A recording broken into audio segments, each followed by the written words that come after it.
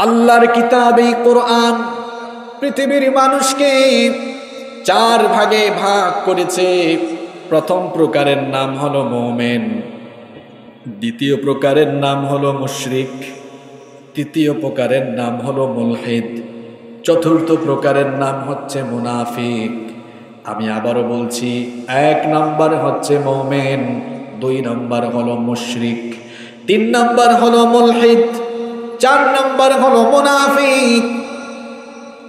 সারা দুনিয়ার সকল মানুষ এই 4 ক্যাটাগরির ভেতরে, আমি আপনি আমরা সবাই এই 4 ক্যাটাগরির ভিতরে। এবার আমরা আজকে নিজেরাই মিলিয়ে নিব আমরা কোন কাতারে আছি। প্রথমেই বলে নেই কোন কাতারের পরিণতি কি। 1 নম্বর হলো মুমিন। প্রশ্ন হলো মুমিন কারা? ঈমান এনে ঈমানের পথে জীবন যাপন করে যারা ঈমানদার হলো তারা। ঈমানদার যারা কোথায় যাবে তারা? রব্বুল আলামিন কোরআনুল কারীমের 18 নম্বর সূরা সূরাতুল কাহাফের 107 নম্বর আয়াত থেকে বললেন, ইন্নাল্লাযীনা আমানু ওয়া আমিলুস সলিহাতি কানাত লাহুম জান্নাতুল ফিরদাউসি নুজুলা খালিদিনা ফিহা লা ইয়াবগুনা আনহা হিওয়ালা। আল্লাহ তাআলা বলছেন, নিশ্চয়ই ঈমান এনে নেক কাজ সৎ কাজ করে যারা আল্লাহর 1 নম্বরের জান্নাত জান্নাতুল ফেরদাউসের ওয়ারিস হয়ে যাবে তারা। তাহলে আমরা জানলাম কোরআন পৃথিবীর মানুষকে 4 ভাগে ভাগ করেছে। 1 নম্বর হলো মুমিন, মুমিন যারা জান্নাতুল ফেরদাউসের অধিবাসী হলো তারা। 2 নম্বর হলো মুশরিক। প্রশ্ন হলো মুশরিক কারা? মুশরিক হলো আল্লাহর সাথে শিরক করে যারা, কথায় কাজে আকীদা বিশ্বাসে ইবাদতে আল্লাহর ক্ষমতার সাথে আল্লাহর সাথে যারা অংশীদারিত্ব স্থাপন করে, মুশরিক হলো তারা। মুশরিকি যারা কোথায় যাবে তারা? আল্লাহ বলছেন, ইন্নাহু মাইয়ুশরিক বিল্লাহি ফাকাদ হারামাল্লাহু আলাইহিল জান্নাতা ওয়া মাওয়াহুন নার। আল্লাহ তাআলা বলছেন, নিশ্চয়ই আল্লাহর সাথে শিরক করে যারা জাহান্নামের আগুনের অধিবাসী হলো তারা।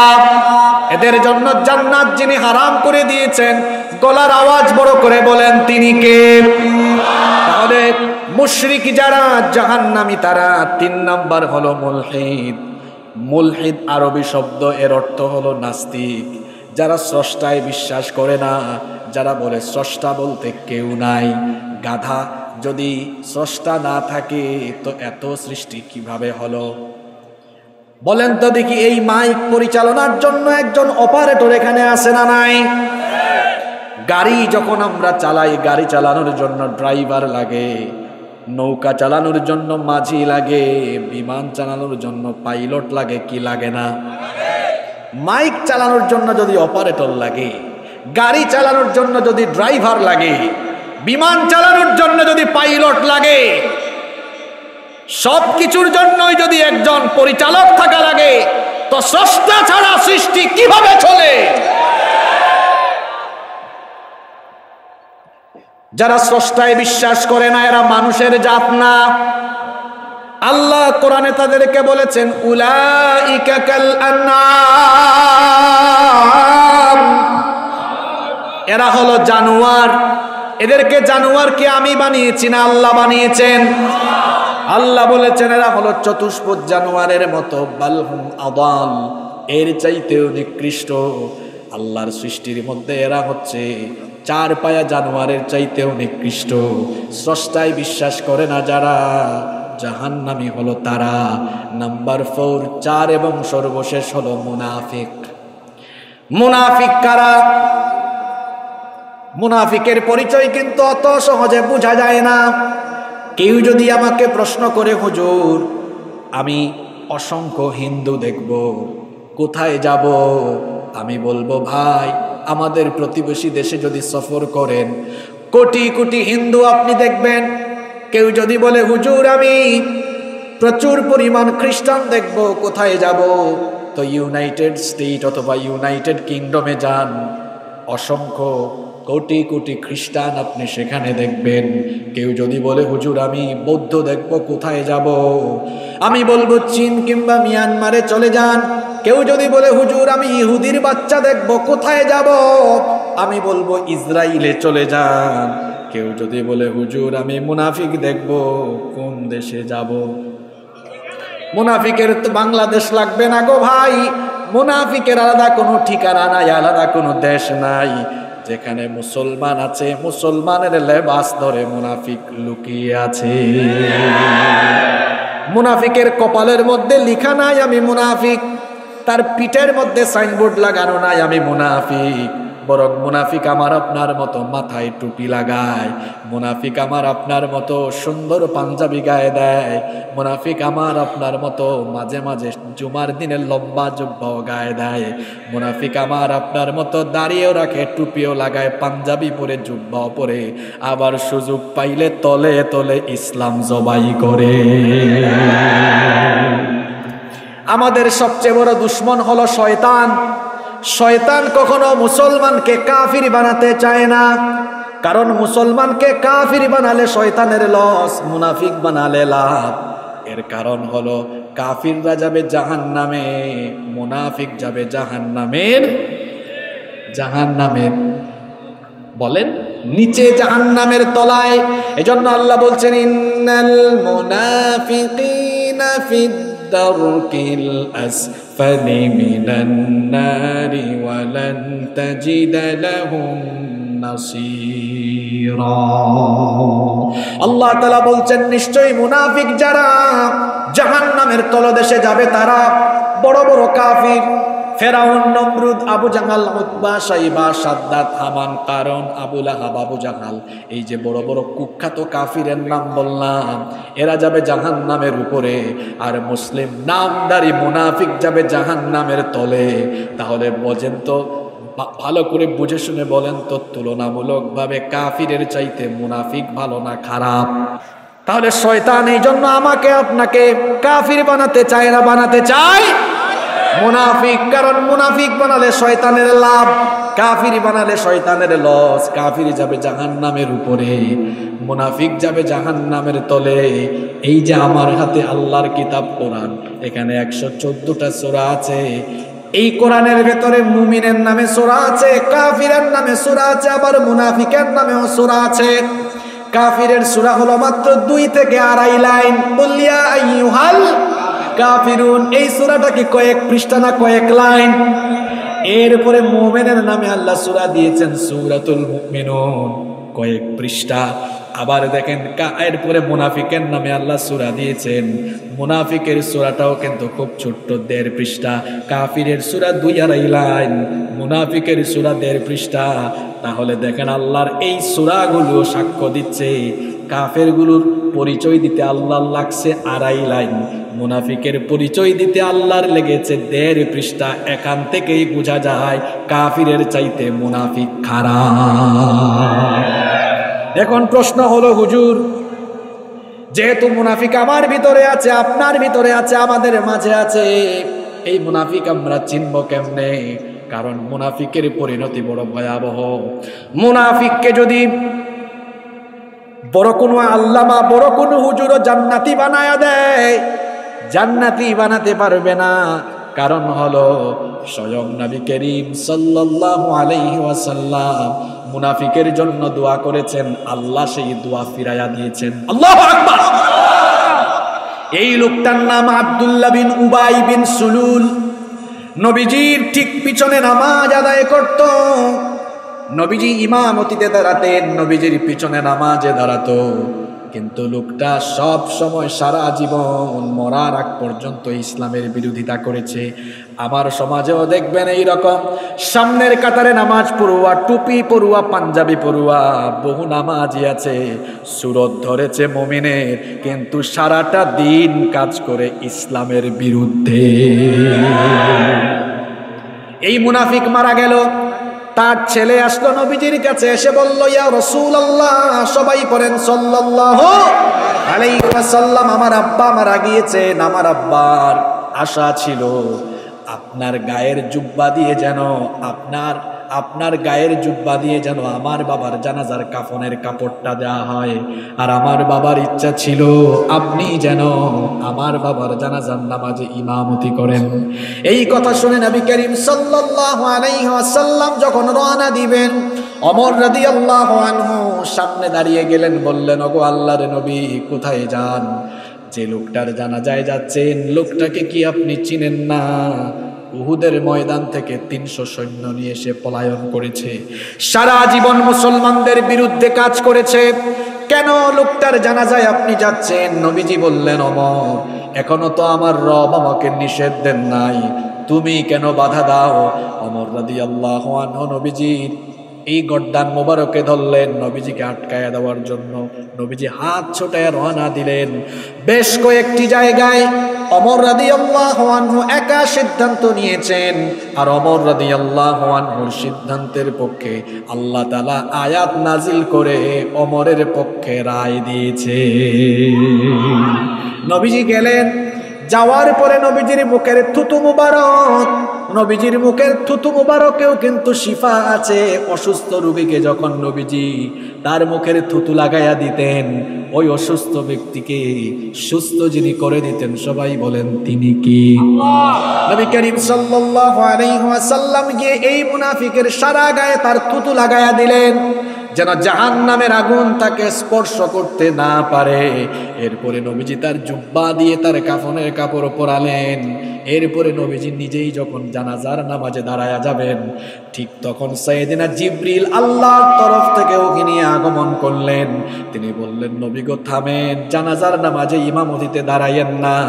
এর ব্যাপারে আল্লাহ আয়াত নাজিল করে আপনাকে জানিয়েছেন, ইস্তাগফির লাহুম আও লা তাস্তাগফির লাহুম ইন তাস্তাগফির লাহুম 70 মাররাতান ফালান ইয়াগফিরাল্লাহু লাহুম। আল্লাহ বলেছেন, এই মুনাফিকের জন্য আপনি নবী হয়েও একবার নয় 70 বার যদি তার জন্য দোয়া করেন, আল্লাহ সিদ্ধান্ত দিয়েছেন তাকে আল্লাহ মাফ করবেন না, কারণ লোকটা ছিল মুনাফিক। তাহলে বলেন তো, মুনাফিকের বেলায় নবীজির দোয়া ফিরাইয়া দিয়েছেন কে? আল্লাহ।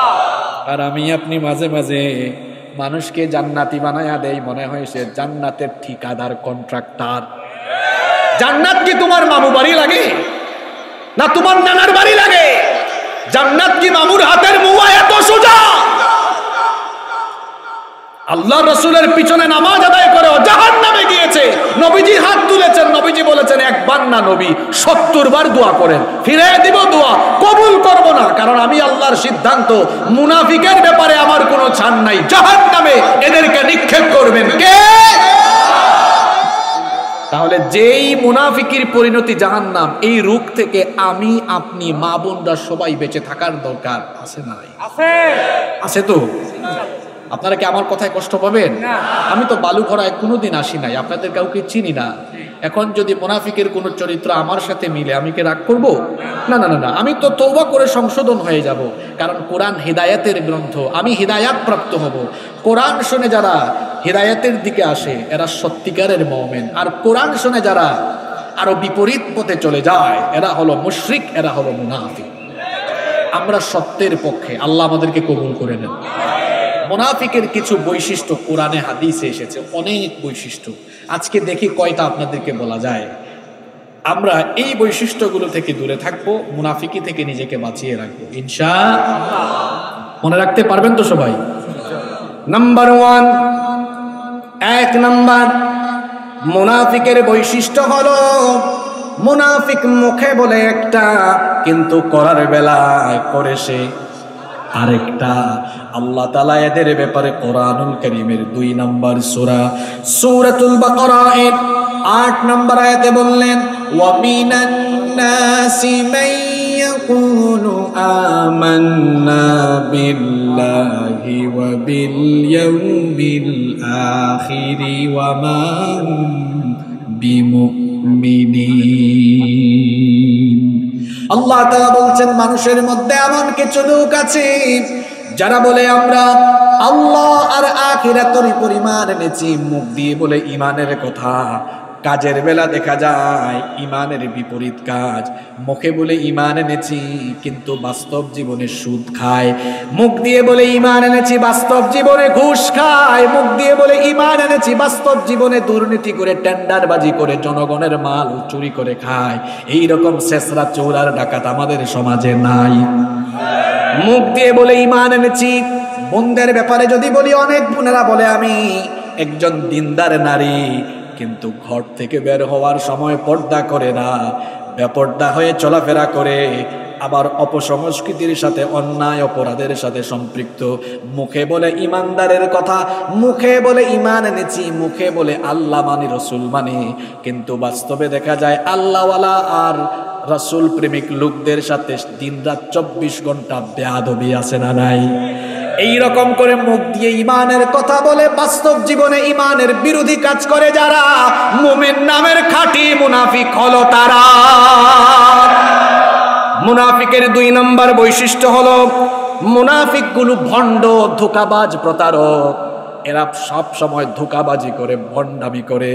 আল্লাহ এদের ব্যাপারে সূরা বাকারার 9 নম্বর আয়াতে বলছেন, ইউখাদিউনাল্লাহা ওয়াল্লাযীনা আমানু ওয়া মা ইয়াখদাউনা ইল্লা আনফুসাহুম ওয়া মা ইয়াশউরুন। মুনাফিকেরা ধারণা করে তারা আল্লাহ এবং ইমানদারদেরকে ধোঁকা দিচ্ছে, কিন্তু তারা জানে না এ ব্যাপারে নিজেরাই তারা নিজেদেরকে ধোঁকা দিচ্ছে। মুনাফিকগুলো সব সময় মানুষকে ধোঁকা দিতে চায়। কেমন ধোঁকা দেয় দেখেন, ইমানদারদের সামনে এসে ইমানদারির লেবাস সুরত ধারণ করে, আবার বেঈমানদের পাশে গেলে বেঈমানের সুরত ধারণ করে। মুনাফিকের 3 নম্বর বৈশিষ্ট্য হলো এরা হলো সুবিধাবাদ, জিন্দাবাদ। যেই দিকে সুবিধা ওই দিকেই যায়, যেই দিকে বৃষ্টি আসে ওই দিকে ছাতা ধরে। আল্লাহ এদের ব্যাপারে সূরা বাকারার 14 নম্বর আয়াতে বললেন, ওয়া ইযা লাকুল্লাযীনা আমানু ক্বালু آمنا وإذا خلوا إلى شياطينهم قالوا إنا معكم إنما نحن মুস্তাহজিউন। আল্লাহ বলছেন আর এরা যখন ইমানদারদের সাথে মিলিত হয় বলে আমরা ইমানদার, আমরা ভালো মানুষ, আর শয়তানের দূষরদের সাথে যখন মিলিত হয় বলে আমরা তোমাদের সাথে আছি। এদিকে গেলে বলে আমরা আপনাদের লোক, ওই দিকে গেলে বলে আমরা আপনাদের লোক। আসলে লোকটা গেছে কোন দিকে? দেখবেন কিছু কিছু মানুষ আছে মাহফিলের প্যান্ডেলে পাঞ্জাবি টুপি লাগায়া এরপরে এসে বলবে আমরা মাহফিলের পক্ষে, কোরআনের পক্ষে। আবার পরের দিন যদি নাচ গানের কনসার্ট হয়, নায়িকা গায়িকা আসে, ওখানেও গিয়া চেয়ার দখল করে বলে আমরা এই আসরের পক্ষে। বুঝলাম না, আগের দিন মাহফিলের পক্ষে, পরের দিন গানের পক্ষে। এই দিকেও যায় ওই দিকেও যায়। এটা হলো ইমানদার নামের খাঁটি মুনাফিক। মোমেন কখনো এক মুখে 2 কথা বলতে পারে? এক মুখে মোমেন কখনো 2 কথা বলতে পারে না। আহারে আমাদের কথা, আপনাদের কথা কি আর বলবো। এখন তো দাড়ি রেখে পাঞ্জাবি লাগাইয়া অনেক হুজুর সুবিধা খুঁজে, যেই দিকে সুবিধা পায়, যেই দিকে সামান্য সুবিধা পায় ওই দিকে ছোটাছুটি করে। এই রকম পাঞ্জাবি টুপি লাগাইয়া সুবিধাবাদের খুঁজে, সুবিধাবাদের পথ ধরে। সুবিধার পথে আছে যারা, ইমানদার নামের খাঁটি মুনাফিক হলো তারা। একজন ইমানদার সব সময় সত্যের পক্ষে, কোরআনের পক্ষে, দ্বীনের পক্ষে থাকবে। দ্বীনের পক্ষে থাকতে গিয়ে ইমানদার কখনো বাতিলের সাথে আপোষ করবে? ইমানের পথ আপোষের পথ নয়। ইমানের পথ হলো, ইমানের পথ মসৃণ পথ নয়, ইমানের পথ কণ্টকাকিনী নয়। ইমানের পথ, এই পথের ডেস্টিনেশন হলো জান্নাত। জান্নাতে যাওয়ার জন্য বিনিময় লাগবে, কুরবানি লাগবে। ইমানদার ওই কুরবানি দিয়ে, বিনিময় দিয়ে জান্নাত কিনবে। তাও সে বাতিলের সাথে কখনো আপোষ করবে না। মুনাফিকের 4 নম্বর স্বভাব হলো এরা মানুষ দেখানো কাজ করে। মানুষকে সন্তুষ্ট করার জন্য, মানুষকে খুশি করার জন্য কাজ করে।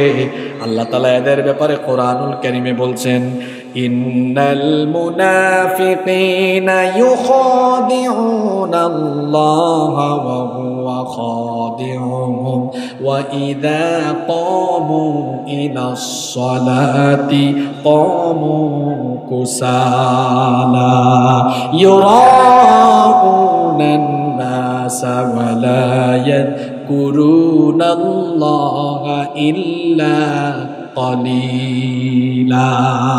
আল্লাহ তাআলা বলছেন, নিশ্চয়ই মুনাফিকরা ধোঁকাবাজি করে। এরা যখন নামাজে দাঁড়ায়, অলসভাবে নামাজে দাঁড়ায়, মানুষকে দেখাবার জন্য নামাজে দাঁড়ায়। মুনাফিকরা নামাজ, রোজা, হজ, যাকাত, যত ইবাদত বন্দেগী যেটাই করুক মানুষকে দেখাবার জন্য করে। দেখবেন অনেক মানুষ আছে ঠিক মতো নামাজ আদায় করে না, কিন্তু যখন নামাজ আদায় করলে সুবিধা মিলবে ওই সময় নামাজটা ধরে। বিশেষ করে ইলেকশনের টাইম আসলে এইরকম নামাজই বাড়ে।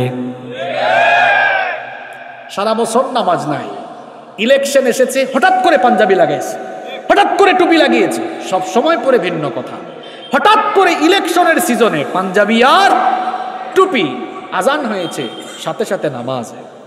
এক কর্মী জিজ্ঞেস করেছে, কি ব্যাপার আজান হইলে আপনি সাথে সাথে নামাজে? কয়, বুঝোস না এখন কোন সময়? সময়টা কি বুঝোস না? একবার এক প্রার্থী আসরের নামাজে ঢুকেছে, নামাজ পড়ে বের হয়েছে, 5-10 মিনিট দূরত্বে গিয়ে এক বাজারে, ওই বাজারে সাধারণত নামাজটা একটু দেরিতে হয়, ওখানে আবার নামাজে দাঁড়িয়েছে, নেতা আবার ঢুকেছে। কর্মী বলতেছে, স্যার একটু আগেই না পড়লেন? কয়, চুপ, কথা কম, যতবার সুযোগ পাবি ততবার পড়বি। এরকম আছে না নাই?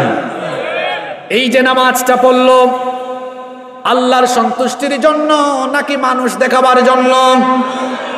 এদের স্বভাব হলো এমন। আল্লাহ এদের ব্যাপারে কোরআনে সূরা মাউনের মধ্যে বলেছেন, ফাওয়াইলুল লিল মুসাল্লিনাল্লাযীনা হুম আন সালাতিহিম সাহুন। ধ্বংস নামাজীদের জন্য, ওয়াইল, ধ্বংস নামাজীদের জন্য। গাইবান্ধার মানুষের কাছে আমার প্রশ্ন হলো, নামাজ কি আল্লাহ দিয়েছেন ধ্বংস এবং জাহান্নামে যাওয়ার জন্য? নামাজ দিয়েছেন আল্লাহ কিসে যাওয়ার জন্য? তাহলে বুঝা গেল আল্লাহ যে বললেন ধ্বংস নামাজীদের জন্য, মানে হলো নামাজ আদায় করেও কিছু মানুষ জাহান্নামে যাবে। এখন আল্লাহর কাছে আমাদের প্রশ্ন হলো, রব কোন সকল মুসল্লিগুলো নামাজ পড়েও জাহান্নামে যাবে আমাদেরকে জানায়া দেন। আল্লাহ পরের আয়াতে জবাবটা দিলেন, আল্লাযীনা হুম আন সালাতিহিম সাহুন। যারা তাদের নামাজের ব্যাপারে উদাসীন, বেখবর।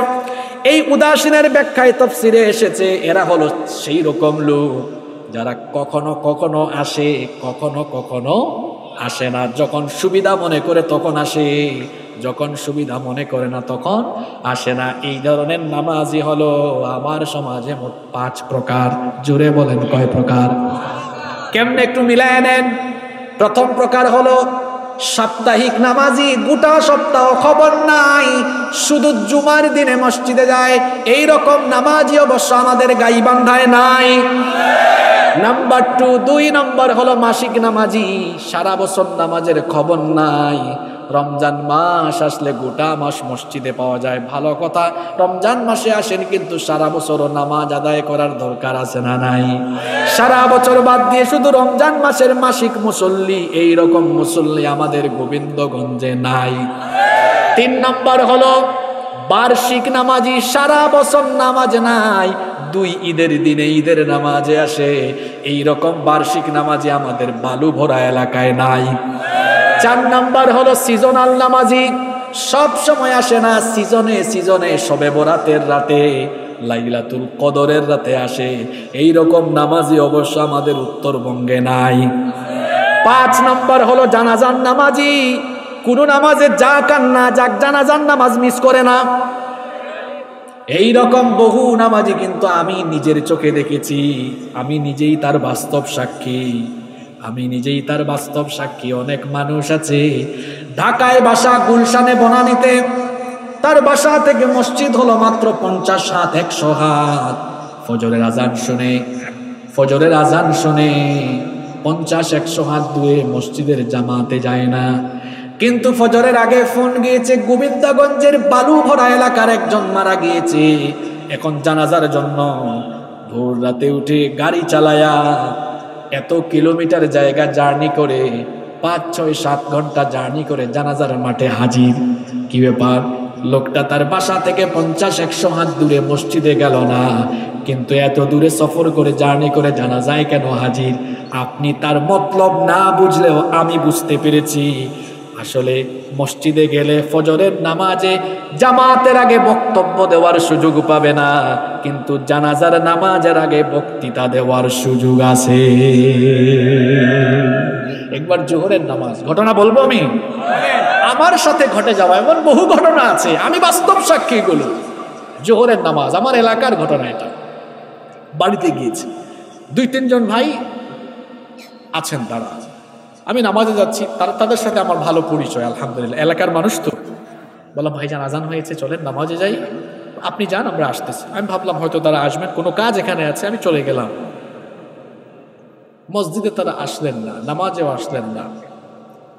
যাই হোক, নামাজ শেষ করার পরে ইমাম সাহেব ঘোষণা দিলেন মসজিদের নিকটবর্তী এক মাঠে জানাজা আছে। কে মারা গেলেন? ইমাম সাহেব নাম বললেন। যিনি মারা গিয়েছেন আমিও তাকে চিনি। ভাবলাম এই মসজিদে নামাজ পড়তে আসলাম, জানাজাই যেহেতু আছে, 5-10 মিনিট লাগবে, জানাজাটা পড়ে আমি যাই। চলে গেলাম জানাজার মাঠে। আশ্চর্য ব্যাপার, আমি মসজিদে এসে সামনের কাতারে জায়গা পেয়েছি, জানাজার মাঠেও সামনের কাতারে পেয়েছি, কিন্তু একদম সাইডে। আমি দাঁড়িয়ে গেলাম সাইডে, হঠাৎ করে দেখি জানাজার লাশ তো কোথায় থাকে? কাতারে। দেখি ঠিক লাশের পিছনে ওই 2-3 মুসল্লি যাদেরকে আমি নামাজের দাওয়াত দিয়েছি। আমি তো অবাক, কি ব্যাপার, এরা মসজিদে গেল না কিন্তু এখানে জানাজায় তো একদম হাজির। এখন থেকে কিছুক্ষণ পর একজন একজন করে মাইক হাতে নিয়েছে। যেই জানাজা পড়তে লাগে 5-10 মিনিট, সুবহান আল্লাহ লাগছে প্রায় 1 ঘন্টা, একজনের পর একজন। কি বিড়ম্বনা! যাই হোক, সবুর করে থাকলাম, দাঁড়িয়ে থাকলাম। জানাজার নামাজ শেষ হলো, যাওয়ার সময় আমি তাদের সাথে দেখা করলাম। বললাম ভাই, আপনাদেরকে জানাজার নামাজে আসতে দেখলাম, মসজিদে তো আসতে দেখলাম না জোহরে। আপনি তো হুজুর মানুষ, আমাদের এলাকারও, আপনার সাথে খুব ভালো পরিচয়, আশপাশে কেউ আছে দেখতো? কয় নাই। কয় আসলে সামনে ইলেকশনের টাইম তো, এই লাশের জানাজায় 2 সাইডটা কথা কইয়া যদি কিছু ভোট কালেকশন করা যায়, এই স্বার্থেই আসলে জানাজাটা মিস করি নাই। আমি তাদেরকে বললাম দেখেন ভাই, মাঝে মাঝে বক্তৃতা করে ভোট নেওয়া যায় না, না করেও ভোট নেওয়া। আমাকে বলল কিরকম নেওয়া যায়? আমি বললাম কৌশল শুনে, জানাজার মাঠে যদি আপনাকে মাইক দেওয়ার পরে আপনি বলতেন জানাজার মাঠ, লাশকে সামনে রেখে কথা বলা লাশের সঙ্গে এটা আদবের খিলাফ, আমি কথা বলবো না, হুজুর জানাজা পড়াবেন, এই কথাটা আপনি বললে দেখতেন 100 জনের মধ্যে 98টা ভোট আপনার পক্ষে পড়তো। মানুষ বুঝতো লোকটা আদব কায়দা জানে। মাঝে মাঝে বক্তৃতা দিয়ে যেমন ভোট পাওয়া যায়, মাঝে মাঝে উল্টা না দিয়ে আরো বেশি। এটার নাম কৌশল। এটার নাম কি? কৌশল। হিকমত দিয়ে, সুন্দর হাসি দিয়ে মানুষের মন জয় করে ফেলা যায়। এই রকম সুন্দর হাসি দিয়ে নবীজি মানুষের মন জয় করে দিতেন। মুহাম্মাদুর রাসূলুল্লাহ সাল্লাল্লাহু। এই যে মাঝে মাঝে নামাজে যাওয়া, মাঝে মাঝে নামাজে না যাওয়া, এটা মুমিনের স্বভাব নয়, এটা হলো মুনাফিকের স্বভাব। এখানে আমার অনেক যুবকেরা আছে, যুবক ভাইয়েরা মাঝে মাঝে নামাজে যায়, মাঝে মাঝে নামাজে যায় না। কেন ভাই, কেন নামাজে যাও না? নামাজ আমাদের জন্য ফরজ করেছেন কি? কই হুজুর আমি বুড়া হই তারপরে নামাজে যাব। আমার কলিজার টুকরা ভাইয়েরা, আপনাদেরকে আমরা বড় ভালোবাসি, বড় মহব্বত করি। ও ভাইজান, আপনি যে বুড়া হবেন এমন কি কোনো নিশ্চয়তা আছে নাকি? পৃথিবী থেকে যাওয়ার কোনো সিরিয়াল নাই। কোনো সময় আমরা দেখি বাপের আগে ছেলে দুনিয়া থেকে চলে গিয়েছে, নানার আগে দাদার আগে নাতি চলে গিয়েছে। এইরকম দৃশ্য মাঝে মাঝে সমাজে আছে না নাই? সুতরাং যুবক ভাইয়েরা, শয়তানের ধোঁকায় পড়ে এইরকম সাপ্তাহিক নামাজি, মাসিক নামাজি, ষান্মাসিক, বার্ষিক আর জানাজার নামাজি হইেন না, তাহলে কোন সব নামাজিরা খাঁটি মুমিন? আল্লাহ বলছেন ওয়াল্লাযীনা হুম আলা সালাওয়াতিহিম ইউহাফিযুন। 5 ওয়াক্ত নামাজ যথাযথভাবে হেফাজত করে যারা, 5 ওয়াক্ত নামাজ ওয়াক্ত হয়ে গেলে, আজান হয়ে গেলে সুন্দরভাবে আদায় করে যারা, এই 5 ওয়াক্তের নামাজিদের ব্যাপারে আল্লাহ বলছেন উলাইকা হুমুল ওয়ারিসুনাল্লাযীনা ইয়ারিসুনাল ফিরদাউসা হুম ফিহা খালিদুন। বাবা মরে গেলে যেমন তার ছেলে মেয়েরা ওই বাবার সম্পদের ওয়ারিস অটোমেটিক্যালি হয়ে যায়, ঠিক তেমনি ভাবে 5 ওয়াক্তের নামাজে মোমেন বান্দারা যখন দুনিয়ার সফর শেষ করে চলে যায়, তারাও ঠিক তেমনি ভাবে আল্লাহর জান্নাতুল ফেরদাউসের ওয়ারিস হয়ে যায়। তাহলে আমরা কি মাঝে মাঝে নামাজি হব, না সব সময় নামাজ আদায় করব? কারা কারা নামাজ ছাড়বেন না 2 হাত তুলে আল্লাহকে দেখান। লিল্লাহি তাকবীর। যাবেন তো? ওয়াদা করেছেন কার সাথে? হাত নামান। ওয়াদার খেলাফ করা এটাও কার অভ্যাস? আমরা মুনাফিকের 4 নাম্বার অভ্যাস বলছিলাম, মানুষ দেখানো কাজ করে, হজটাও করে মানুষ দেখাবার জন্য। হজটা করছেও ঠিক ইলেকশনের 2-3 মাস আগে, যাতে করে পুস্টারের মধ্যে হাজি আর আলহাজ লেখা যায়। এই রকম আলহাজ আর হাজি আমাদের সমাজে নাই। সব জায়গায় দান করে না, যেখানে দান করলে মানুষ বলে অমুক দিয়েছেন এত, এইরকম বাহবা পাবে, এইরকম জায়গায় দান সৎকা করে। তার মনের নিয়ত তো আমি আপনি জানি না, মনের নিয়ত যিনি জানেন তিনি কি? নিয়ত পরিষ্কার হলে অসুবিধা নাই, কিন্তু মনের নিয়ত যদি থাকে মানুষ দেখুক, মানুষ জানুক, তাহলে লোকটার অন্তরের মধ্যে নিফাকি ঢুকে গিয়েছে। মানুষ দেখানো কাজ করে যারা, ইমানদার নামের খাঁটি মুনাফিক হলো তারা। মুনাফিকের 5 নাম্বার স্বভাব হলো এরা রোগী, এরা ব্যাধিগ্রস্ত, এরা সিক, আর এদের রোগের নাম হচ্ছে নিফাক। করোনা ভাইরাস চলে গেল, করোনা ভাইরাস, ডেঙ্গু ভাইরাস, যে কোনো ভাইরাসে আক্রান্ত হয়ে কোনো মানুষ যদি মারা যায়, ওই মানুষটা জাহান্নামে যাবে এমন কথা কি কোরআন হাদিসে আছে নাকি? কিন্তু নিফাক অবস্থায় মুনাফিকের রোগ নিয়ে কোনো মানুষ যদি দুনিয়া থেকে চলে যায়, আল্লাহ এদের ব্যাপারে ডিসিশন দিয়েছেন। আল্লাহ বলেছেন বাশশিরিল মুনাফিকিনা বিআন্না লাহুম আযাবান আলীমা। ও নবী, মুনাফিকদেরকে আপনি কঠিন জাহান্নামের আযাবের দুঃসংবাদ দেন। নাউযুবিল্লাহ পড়ে। এদের অন্তর ব্যাধিগ্রস্ত, আল্লাহ বলেছেন ফি কুলুবিহিম মারাদ ফাযাদাহুমুল্লাহু মারাদা ওয়া লাহুম আযাবুন আলীমুম বিমা কানু ইয়াকযিবুন। আল্লাহ বলছেন এদের অন্তর হলো রোগাক্রান্ত, আর এদেরকে যে রোগ ধরেছে সেই রোগের নাম নিফাক। এই নিফাকের ভাইরাসে আক্রান্ত হবে যে, জাহান্নামী হবে সে। এই জন্য এই ভাইরাস থেকে আমার আপনার বেঁচে থাকার দরকার আছে না নাই? মুনাফিকের 6 নম্বর স্বভাব হলো এরা হলো সন্ত্রাসী। মুখে মুখে ভালো কথা বলে তলে তলে সন্ত্রাসী করে। আল্লাহ এদের ব্যাপারে বলছেন ওয়া ইদা কিলা লাহুম লা তুফসিদু ফিল আরদি ক্বালু ইন্নামা নাহনু মুসলিহুন। যখন তাদেরকে বলা হয় পৃথিবীতে ফাসাদ সৃষ্টি করো না, তারা বলে আমরা হচ্ছি সংস্কারপন্থী, আমরা ভালো করছি, আমরা কল্যাণের জন্য কাজ করছি। মুখে বলে ভালো করছি, তলে তলে সন্ত্রাসী করি। এই রকম মুনাফিক আছে না নাই? নিজেরাই খারাপ কাজ করে, নিজেরাই অন্যায় করে, নিজেরাই দেখা যায় অন্যায় অপরাধ করে সেই অন্যায় অপবাদ চাপায়া দেয় আলেমদের ঘাড়ে। এই রকম মানুষ আছে না নাই? আমাদের মতো অনেক হুজুর, আমরা থাকি মসজিদের মিম্বরে, আমরা থাকি ওয়াজের মাঠে, আমরা থাকি সেমিনারে, সিম্পোজিয়ামে, আমরা থাকি পবিত্র জায়গায়। মাঝে মাঝে এই সকল হুজুরদেরকেও ককটেল মারা, গাড়ি পোড়ানোর মামলা দিয়া, এইদেরকে অপবাদ দিয়া, মাঝে মাঝে মিথ্যা অপবাদ দিয়া, মাঝে মাঝে এদের বিরুদ্ধে ব্যবস্থা নেয়, আছে না নাই? গাড়ি পুরায় একজন, মামলা খায় আরেকজন।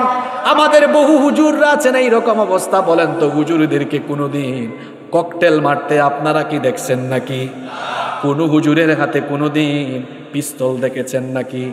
বরং যারা হুজুরদেরকে এই রকম অপবাদ দেয়, তাদের হাতে মাঝে মাঝে পিস্তল দেখা যায়। এইরকম মুখ দিয়ে ভদ্রতার কথা বলে, অসভ্যতামি অতল তলদেশে বাস করে যারা, মুমিন নামের খাঁটি মুনাফিক হলো তারা। কি আর বলবো, দুঃখের কথা। চোর, ডাকার, বাটপার, দুর্নীতিবাজ, চাঁদাবাজ চেহারা দেখতে চোরের মতো লাগে, দেখতেই ডাকাতের মতো লাগে। এই ধরনের চোর ডাকাতরা জেলখানার বাইরে থাকে, আর কোরআন হাদিসের গবেষক চেহারা দেখলেই নূর দেখা যায়। এই ধরনের লোকগুলোকে জেলখানায় বন্দী করে রাখা হয়েছে। জেলখানা তো বানানো হয় চোরের জন্য, ডাকাতের জন্য, ভালো মানুষের জন্য নয়। তবে সব জিনিসের শেষ আছে, সব জিনিসের সমাধান আছে। আল্লাহ বলেছেন, ইন্না বাতশা রাব্বিকা লাশাদীদ, তোমার রবের ধরা বড় কঠিন। তোমার রব ধরেন না, ধরেন না, ধরেন না, তিনি যখন ধরেন তখন। সেই আল্লাহ, তার শক্তি আগে থাকলেও এখন আর আগের মতো নাই, আছে না নাই? সেই আল্লাহ মাঝে মাঝে ছোট ছোট দলগুলোকেও, ছোট ছোট মানুষকেও অনেক সময় জালিমদের জন্য আতঙ্ক বানায়া দেন, যার বর্তমান প্রমাণ হলো ফিলিস্তিনের হামাস।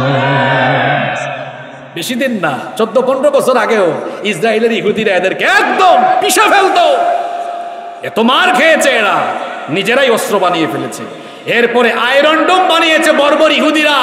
আয়রন ডোম বানিয়েও তাদের আকাশ প্রতিরক্ষা, তারা আকাশকে আয়রন ডোম বানিয়ে আকাশ প্রতিরক্ষা কৌশলে তারা ব্যর্থ হয়েছে।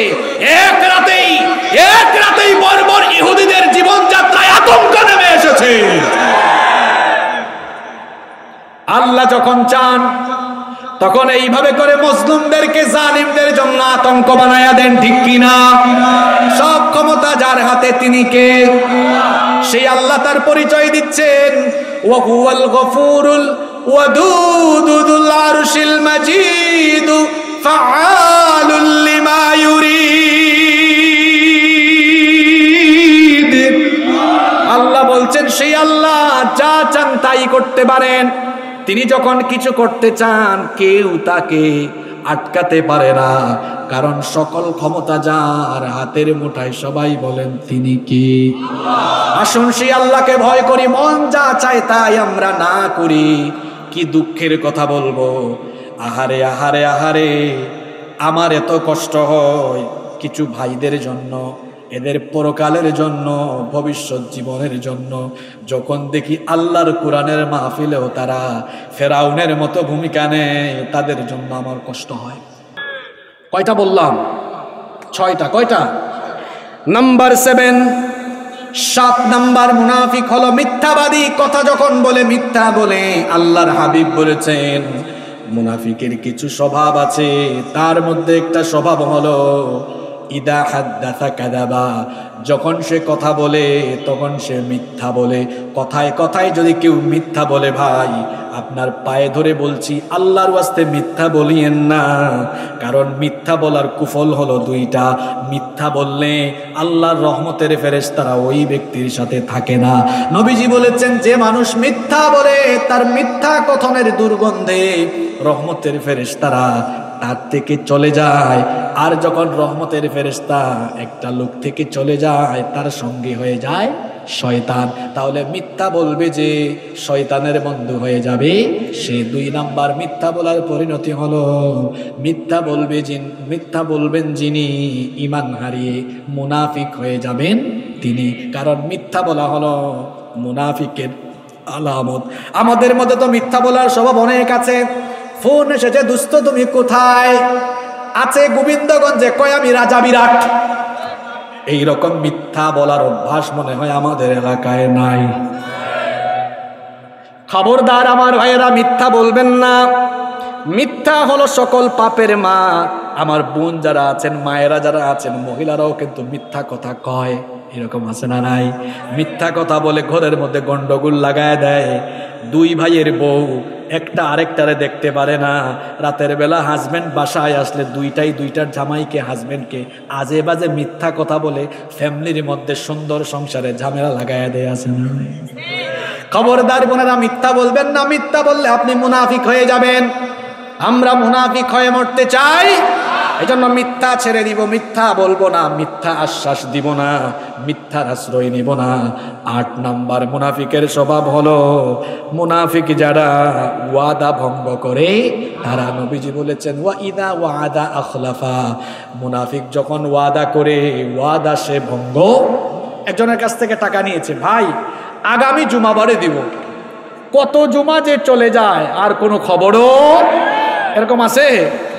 টাকা নেওয়ার সময় কয় ভাই আপনাকে আগামী জুমাই দিব, এরপরে রাস্তায় দেখা হলে, এদিকে দেখা হলে ওইদিকে দৌড় মারে। এইরকম মানুষ আছে, ওয়াদা করে এটা করব ওইটা করব, পরে কিচ্ছু করে না।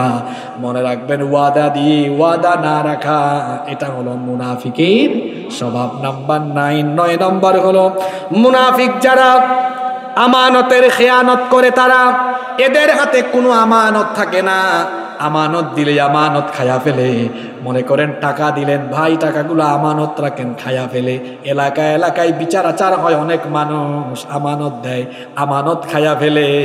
এই রকম মানুষ আমাদের গোবিন্দগঞ্জে নাই। প্রত্যেকটা দায়িত্ব আমানত, আমানতদারিতার সাথে প্রত্যেকটি দায়িত্ব পালন করতে হবে। দায়িত্বের ক্ষেত্রে অবহেলা, এইটাও হলো খেয়ানত। একটা সুন্দর ঘটনা আমার মনে পড়ে গেল, বলবো। ওমর রাদিয়াল্লাহু আনহু অর্ধ পৃথিবী শাসন করেছেন। তার শাসনামলে তিনি তার দায়িত্বের ব্যাপারে কতটুকু সচেতন ছিলেন শোনেন। একদিন তিনি মোমবাতির আগুন জ্বালিয়ে ঘরের মধ্যে কাজ করছেন। এখন তো ইলেকট্রিক্যাল লাইট আছে, সেই যুগে ইলেকট্রিক্যাল কোনো লাইট ছিল না। মোমবাতির আলো জ্বালিয়ে ঘরের মধ্যে কাজ করছেন। এমন সময় তার কিছু আত্মীয় স্বজন দেখা করার জন্য দরজা এসে তারা নক করলেন, ভিতরে ঢোকার জন্য অনুমতি চাইলেন। তিনি বললেন দাঁড়াও, এখনই ভিতরে ঢুকো না। এরপরে তিনি তার সামনে থাকা মোমবাতির আগুন ফু দিয়ে নিভিয়ে দিলেন। নতুন আরেকটা মোমবাতিতে আগুন জ্বালালেন। তারপর বললেন আসো। এবার তারা ভেতরে আসার পরে বললেন আমিরুল মুমিনিন, আপনার সামনে তো মোমবাতির আগুন জ্বালানো ছিল, সেটা ফু দিয়ে নিভিয়ে নতুন করে আরেকটা মোমবাতিতে আগুন জ্বালালেন কেন? তিনি বললেন শোনো, তোমরা আমার আত্মীয় স্বজন, তোমরা আসার আগ পর্যন্ত রাষ্ট্রের টাকায়, জনগণের টাকায় কেনা মোমবাতির আলো জ্বালিয়ে রাষ্ট্রের কাজ করছিলাম। তোমরা যখন ভেতরে ঢোকার জন্য অনুমতি চাইলে, চিন্তা করলাম তোমরা তো আমার আত্মীয়, ভেতরে ঢুকে আমার সঙ্গে ব্যক্তিগত কথা বলবে। আমি মনে মনে ভাবলাম, রাষ্ট্রের টাকায়, জনগণের টাকায় কেনা মোমবাতির আগুন জ্বালিয়ে তোমাদের সঙ্গে যদি ব্যক্তিগত কথা বলি, জনগণের আমানতের দায়িত্বের সঙ্গে আমার খেয়ানত হয়ে যাবে, কিয়ামতে আল্লাহর কাছে জবাবদিহি করা লাগবে।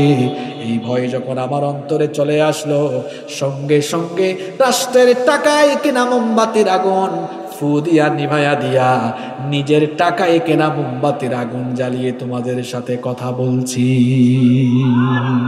এই রকম আমানতদারিতা যদি আমাদের দেশের এলাকায় এলাকায় থাকতো, তাহলে বলেন তো আমাদের দেশটাও উন্নত হয়ে যেতে পারতো কিনা?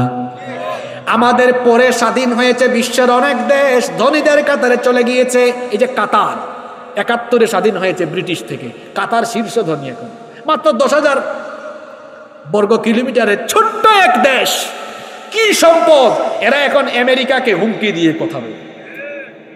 এত পাওয়ার তাদের, এত সম্পদ তাদের দেশে। সেখানে কোরআনের 100 ভাগ আইন নাই, কিন্তু সেখানে কোরআনের সামান্য আইন আছে। এই যে গত বছর কাতারের বিশ্বকাপ গেল, সমকামিতা তারা নিষিদ্ধ করেছে, মদ নিষিদ্ধ করেছে, অবৈধ অনেক কাজ তারা নিষিদ্ধ করে দিয়েছে। যেখানে আল্লাহর কোরআনের আইন আছে, সেখানেই শান্তি কম না বেশি?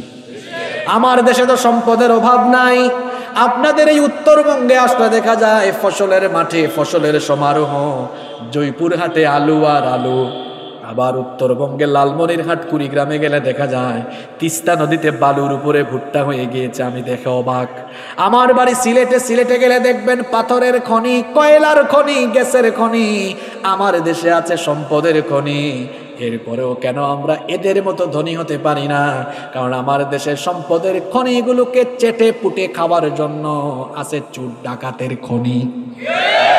এজন্য বাংলাদেশের স্বাধীনতার স্থপতি, অবিসংবাদিত নেতা মরহুম বঙ্গবন্ধু শেখ মুজিবুর রহমান যথার্থ বলেছেন যে আমি শুধু ভিক্ষা করে করে আনি আর চাটার দরে চেটে পুটে সব খেয়ে সাভার করে ফেলি। যথার্থ বলেছেন তিনি, সুন্দর কথা বলেছেন তিনি। যদি চাটাপুটা না থাকতো, চেটে পুটে না খেত, ইনসাফ থাকতো, সুষম বন্টন নীতি থাকতো, ওমর রাদিয়াল্লাহু আনহুর যে আমানতদারিতার কথা বললাম, এই আমানতদারিতা যদি থাকতো, আল্লাহওয়ালা মানুষেরা যদি প্রত্যেকটা দায়িত্বের চেয়ার পেত, তাহলে দেখতেন মানুষের ভাগ্যের উন্নয়ন হয়ে যেত। এখন আল্লাহওয়ালা মানুষরা আছে মসজিদে, আর মাঝে মাঝে কিছু কিছু লোক এসে বলে হুজুর আমি এটা আমি ওইটা, চেহারা দেখতে সুরের মতো লাগে, চেহারার মধ্যে মায়া নাই, চোখ ঢুকে গিয়েছে জেনা করতে করতে, গাল ভেঙে গিয়েছে মাদকাসক্ত হতে হতে। ঠিক কিনা বলেন? নিয়ম তো ছিল সৎ, দিনদার, আমানতদার, চরিত্রবান লোকেরা মানুষের নেতৃত্ব দিবে। ঠিক কিনা বলেন? এই রকম পরিবেশ না আসলে মানুষের ভাগ্যের, জনপদের ভাগ্যের উন্নয়ন হবে। নাম্বার 10 নাম্বার হলো মুনাফিকেরা কোরআনের আইনের বিরোধী হয়। তারা কোরআনের আইনের বাস্তবায়ন চায় না, কারণ কোরআনের আইনের বাস্তবায়ন হলে গেলে চেটে পুটে খাওয়ার কোনো সুযোগ থাকবে না। আল্লাহ তাআলা এই ধরনের চরিত্রের লোকদের সম্পর্কে কোরআনুল কারীমের 4 নম্বর সূরা সূরাতুন নিসা এর 61 নম্বর আয়াতে বললেন, ওয়া ইযা ক্বিলা লাহুম তাআলাউ ইলা মা আনজালাল্লাহু ওয়া ইলার রাসূলি রাআইতাল মুনাফিকিনা ইয়াসুদ্দুনা আনকা সুদুদা। আল্লাহ বলছেন, আর যখন এদেরকে বলা হয় ফিরে আসো, আল্লাহ যা নাজিল করেছেন আল্লাহর বিধানের দিকে, নবীজি যা নিয়ে এসেছেন আল্লাহ আর নবীজির আদর্শ মেনে চলো, ও নবী তখন দেখবেন রাআইতাল মুনাফিকিনা ইয়াসুদ্দুনা আনকা সুদুদা, তখন দেখবেন মুনাফিকেরা পাশ কাটিয়ে চলে যায়। আল্লাহর আইনের বিরোধী যারা, আল্লাহর জমিনে আল্লাহর কোরআনের আইন বাস্তবায়ন হোক এটা মনে প্রাণে চায় না যারা, ইমানদার নামের খাঁটি মুনাফিক হলো তারা। আল্লাহর এই আয়াতকে সাক্ষ্য রেখে বলছি, কোরআনের আইনের বিরোধিতাকারী যারা, কোরআনের বিধান কায়েম হোক, কোরআনের সমাজ কায়েম হোক, কোরআনের বিধান বাস্তবায়ন হোক এটা চায় না যারা, এই পথে প্রতিবন্ধকতা সৃষ্টি করে যারা, ইমানদার নামের খাঁটি মুনাফিক হলো তারা। আল্লাহর নবী এই কোরআন দিয়ে 10 বছর তার জীবনে শাসন করেছেন মদিনায়। মদিনাকে তিনি কোরআন দিয়ে শাসন করে দেখিয়েছেন। কোরআনের শাসনের নমুনা কেমন? সেই যুগে চুরি ছিল না, ডাকাতি ছিল না, জিনা ছিল না, বেবিচার ছিল না। জাহেল যুগের অসভ্যতাকে আল্লাহর কোরআন দিয়ে দূর করে দিয়েছেন মুহাম্মদ সাল্লাল্লাহু আলাইহি ওয়াসাল্লাম। শেষ কথা বলে যাই, আমাদেরকে দিয়ে উদাহরণ দিই, আমরা এখানে আছি বসা, তো আমাদেরকে দিয়ে উদাহরণ দিয়ে বুঝবেন। মনে করেন আমরা 3 জন, আমরা এই 4 জন, 7 জন। মনে করেন আমরা 7 জন। ওই ভাই প্রথমে আসলেন, এই এলাকার দায়িত্ব ওনাকে দিলেন। এখন উনি বললেন ঠিক আছে এই এলাকা চালাইতে হলে আমার কিছু আইন করা লাগবে। উনি কিছু আইন বানালেন, আল্লাহ ওনাকে দীর্ঘজীবী করুন। মনে করেন উনি যখন চলে গেলেন, তারপরে ওই ভাই আসলেন, আসার পরে ওই ভাইয়ের কিছু আইন ভালো লাগলো, কিছু আইন ভালো লাগলো না, কিছু বাদ দিলেন, কিছু রাখলেন। পরে এই ভাই যখন আসলেন তিনিও কিছু বাদ দিলেন, তিনিও কিছু রাখলেন। আমার হাতে যখন আসলো আমিও কিছু রাখলাম, কিছু বাদ দিলাম। এই ভাইও সেম কাজ করলেন, উনিও সেম কাজ করলেন, উনিও সেম কাজ করলেন। এইরকম দেখা যায় যে যখন সুযোগ পায় ইচ্ছা মতো সংযোজন করে, বিয়োজন করে। কিন্তু কোরআন তো নাজিল হয়েছে 1500 বছর আগে, আজ পর্যন্ত কেউ কি একটা অক্ষর বাদ দিয়েছে, জোড়া লাগিয়েছে? কথা বলেন, জোড়া লাগিয়েছে? আবার ফিরে যাই ওখানে, ওই ভাইকে বললাম আপনি এলাকাটা চালান কিন্তু ধরেন এই কোরআন দিয়ে চালান। উনি চলে গেছেন, এরপরে উনি আসলেন, একই কথা বললাম আপনি চালান, বাদ দেওয়ার সুযোগ আছে? একজন একজন করে সবার হাতে যাবে, বাদ দিতে পারবে না? বাদ দিতে পারবে? কোন দিন বুঝবেন আপনারা? যখন মসজিদ যেমন কোরআন দিয়ে চলে, ঠিক তেমনি মসজিদের বাহিরে গোটা সমাজ ব্যবস্থা, অর্থ ব্যবস্থা, রাষ্ট্র ব্যবস্থা যখন কোরআন দিয়ে চলবে, অভাব থাকবে না, দুঃখ থাকবে না, দুর্নীতি থাকবে না, অন্ধকার থাকবে না, সোনালী সমাজ ফিরে আসবে। এই জন্য এই কোরআনের পক্ষে দল মত নির্বিশেষে আমরা সবাই আসি না নাই? আমার ভাইয়েরা, আমরা সবাই আসুন ঐক্যবদ্ধ হই, মারামারি না করি, বিশৃঙ্খলা না করি। আসেন, আমরা সবাই তো আল্লাহর গোলাম। এই জমিনটা কার? জমিনটা কার? আমাদের না, আল্লাহ। এই জমিনে আইনও চলবে কার? আল্লাহ। আল্লাহর এই আইনের কিতাব, এটার নাম কি? এই কোরআনের আইনের বিরোধিতা করলে মানুষ আর ইমানদার থাকে না। এই যে আল্লাহ বলেছেন, আজকে যখন আমি খুতবা পড়ছিলাম এই আয়াতটাই পড়ছিলাম, নবী আপনি দেখবেন কিছু মানুষকে কোরআনের আইনের কথা বলা হলে তেলে বেগুনে জ্বলে উঠে, মনে প্রাণে বিরোধিতা করে। এই রকম মনে প্রাণে কোরআনের আইনের বিরোধী হবে যারা ইমানের সুরত ধরে তলে তলে খাঁটি মুনাফিক হলো। এইরকম মুনাফিকি থেকে আমরা বেঁচে থাকতে চাই কি চাই না? আসুন, আজকে 10টা বৈশিষ্ট্য বললাম, 10টা খাসলতের কথা বললাম, এর মধ্যে মাঝখানের একটা পয়েন্ট মনে করাই দিই যেটা গুরুত্বপূর্ণ। রাত 12টা 1টা পর্যন্ত ওয়াজ শুনছেন, ফজরের নামাজ কাজা কইরেন না। মাঝে মাঝে নামাজে যাওয়া, মাঝে মাঝে না যাওয়া, এই সকল নামাজিদের জন্য ধ্বংস বলেছেন কি? আপনারা কি ধ্বংস হতে চান? আমার মায়েরা বোনেরা নিশ্চয়ই ধ্বংস হতে চান না। সবার উদ্দেশ্যে বলছি, আল্লাহর ওয়াস্তে 5 ওয়াক্তের নামাজ ছেড়ে দিবেন না। আব্বা আম্মার সাথে বেয়াদবি করবেন না। মনে রাখবেন, আল্লাহ রাব্বুল আলামিনের পরেই যাদের আনুগত্য খেদমত করতে হবে তারা আমাদের আব্বা, তারা আমাদের মা। মা বাবার খেদমত করবেন। যুবক ভাইয়েরা খবরদার, মা বাবার সাথে বেয়াদবি করবেন না। বড়দেরকে সম্মান করবেন, ছোটদেরকে স্নেহ করবেন। এই যে আমি বক্তৃতার আগে একজন ভাই বক্তৃতা করছিলেন, তিনি দাঁড়িয়ে গেছেন, বক্তৃতা করছেন, একজন মানুষ কথা বলছেন, হুত হাত করা, এটা আসলে উচিত না। ঠিক আছে, কোরআনের মাহফিল, আপনারা দূর থেকে এসেছেন, বুঝার কথা আমরাও বুঝি, কিন্তু কথা বলা শুরু করেছেন, এরকম করবেন না। শুরু করেছেন সুন্দরভাবে বলতে পারেন, সংক্ষিপ্ত করেন। হুত হাত করা এটা আদবের খিলাফ। আমরা সুন্দর থাকবো, সমাজে সুন্দরভাবে চলবো, বড়দেরকে সম্মান করব। একটা কথা, দুঃখের কথা বলে যায়, এখানে আমার চাচারা বা বয়সে বেশি যারা আছেন তারা নিশ্চয়ই মানবেন। এই যে আমার চেয়ারম্যান ভাইও আছেন, আমরা ছোটবেলায় দেখেছি যে বড়রা দাঁড়িয়ে গেলে ছোটরা রাস্তার পাশ দিয়ে আস্তে করে চলে গিয়েছে, কিন্তু এখন দেখা যায় বড়দেরকে দেখলে আরো হেডাম দেখা যায়। আছে না এরকম? সমাজ থেকে সভ্যতা, ভদ্রতা হারিয়ে যাচ্ছে। প্রিয় ভাইয়েরা, এটা করবেন না। বাপের বয়সী, চাচার বয়সী, বড় ভাইয়ের বয়সী বড়দেরকে সম্মান করবেন, বড়দেরকে শ্রদ্ধা করবেন। শ্রদ্ধাবোধ সমাজ থেকে হারিয়ে গেলে ওই সমাজ নষ্ট হয়ে যায়। বয়সে বড়, শিক্ষা দীক্ষায় সিনিয়র, তাদেরকে সম্মান করা, ভদ্রভাবে কথা বলা, এটা বিনয়ী মানুষের বৈশিষ্ট্য। তারপরে মানুষের হক মেরে খাওয়া যাবে না, সুদ ঘুষের সাথে সম্পৃক্ত থাকা যাবে না। আমরা সবাই হালাল পথে চলবো, সুন্দরভাবে জীবনযাপন করব। মা বোনেরা পর্দা ছাড়া বের হব না। আমরা সমাজে সুন্দরভাবে শান্তি শৃঙ্খলা বজায় রেখে আমরা সবাই চলবো ইনশাআল্লাহ। আল্লাহ আমাদেরকে তৌফিক দান করুন। কেউ উঠবেন না, আমরা মোনাজাত করে উঠবো ইনশাআল্লাহ। মাহফিল কমিটির সভাপতি সাহেবের কোনো বক্তব্য থাকলে আমরা শুনবো, আর যদি অনুমতি পেয়ে যাই তাহলে আমরা মোনাজাত করব ইনশাআল্লাহ। শ্রোতা গজল শুনতে চায়, আমি তো গজল বলে দিয়েছি, আর কত গজল? আচ্ছা, আপনারা তো উঠবেন না, তো একটা গজল হবে, এরপর আমরা শেষ করে দিব ইনশাআল্লাহ। সিলেটি মাত মাতলে আপনারা কিচ্ছু বুঝবেন না। কোক আছে, হ্যাঁ চেয়ারম্যান ভাই, বুঝবেন আপনারা? সিলেটি মাত মাতলে কিচ্ছু বুঝবেন না তো আপনারা। আচ্ছা শোনেন, একটা গজল হয়ে যাক, এরপরে দোয়া হবে। সবাই মোনাজাতে থাকবেন তো ইনশাআল্লাহ। চোখেরই পলকে তুমি হতে পারো লাশ, চিরতরে বন্ধ হবে তোমার নিঃশ্বাস।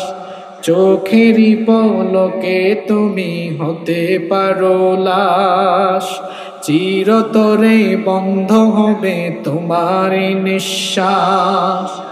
হবে তোমারই নাম মসজিদের মাইকে, হবে তোমারই নাম মসজিদের মাইকে। বাড়িওয়ালা নাই রে বাড়ি নাই রে দুনিয়াতে, বাড়িওয়ালা নাই রে বাড়ি নাই রে দুনিয়াতে, বাড়িওয়ালা নাই রে বাড়ি নাই রে দুনিয়াতে, বাড়িওয়ালা নাই রে বাড়ি নাই রে দুনিয়াতে। তোমার ভয়ে থাকতো মানুষ ছিল বাহাদুরি, ভাবনি হাওয়ায় ওরা তুমি যে রঙিন ঘুড়ি। তোমার ভয়ে থাকতো মানুষ ছিল বাহাদুরি, ভাবনি হাওয়ায় ওরা তুমি যে রঙিন ঘুড়ি। সুতুই টান দিলে মালিক, সুতুই টান দিলে মালিক পারবে না থাকিতে, বাড়িওয়ালা নাই রে বাড়ি নাই রে দুনিয়াতে, বাড়িওয়ালা নাই রে বাড়ি নাই রে দুনিয়াতে, বাড়িওয়ালা নাই রে বাড়ি নাই রে দুনিয়াতে, বাড়িওয়ালা নাই রে বাড়ি নাই রে দুনিয়াতে। বাড়ি গাড়ি মিল ফ্যাক্টরি টাকার পাহাড়, বিলাসিতায় কেটেছে জনম কত অহংকার। বাড়ি গাড়ি মিল ফ্যাক্টরি টাকার পাহাড়, বিলাসিতায় কেটেছে জনম কত অহংকার। দামি কাপড় ছেড়ে হবে, দামি কাপড় ছেড়ে হবে সাদা কাফন পরিতে, বাড়িওয়ালা নাই রে বাড়ি নাই রে দুনিয়াতে, বাড়িওয়ালা নাই রে বাড়ি নাই রে দুনিয়াতে, বাড়িওয়ালা নাই রে বাড়ি নাই রে দুনিয়াতে, বাড়িওয়ালা নাই রে বাড়ি নাই রে দুনিয়াতে। আমাদের বাড়ি থাকবে, আমরা থাকবো না। কবর হচ্ছে আসল বাড়ি। আসুন সেই কবরের জন্য প্রস্তুতি গ্রহণ করি। আল্লাহ আমাদেরকে তৌফিক দান করেন। সভাপতি সাহেবের বক্তব্য আছে।